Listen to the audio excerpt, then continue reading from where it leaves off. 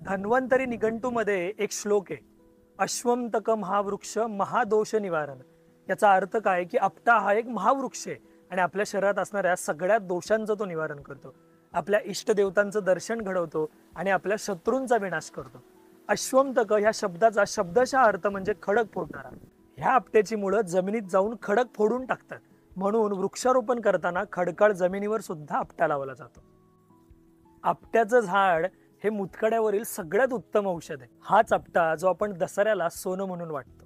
गंमत म्हणजे भारतीय उपखंडात सगळीकडे आढळतो. हिंदीमध्ये याला कठमुळी, मराठीमध्ये आपटा, संस्कृतमध्ये अश्वंतक आणि कोकणीमध्ये आपटो असं म्हणतात. ह्याची पानं ही हृदयाच्या आकाराची असतात, तर फुलं थोडीशी पांढरी आणि पिवळट असतात. पचन संस्थेवर आपट्याच्या रसाचा उपयोग उत्तम होतो.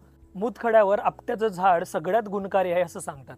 अनेक फुलपाखरं, अनेक कीटक तसेच परिसंस्थेसाठी आपट्याचं झाड सगळ्यात महत्वाचं आहे. पण होतंय काय की दसऱ्याला आपण हा आपटा बेसुमार तोडतोय आणि गंमत म्हणजे खरं तर आपट्याच्या ऐवजी कांचन तोडून आपण ते सोनं वाटतोय. खरं तर दसऱ्याला आपट्याच्या खाली असलेलं सोनं लुटायला सांगितलंय, पण आपण आपट्याची पानं तोडतोय आणि आपटा नष्ट करतोय. आपण ही संस्कृती समजून घेतली पाहिजे आणि एक तरी आपट्याचं झाड आपल्या जागेत लावण्याचा प्रयत्न केला पाहिजे.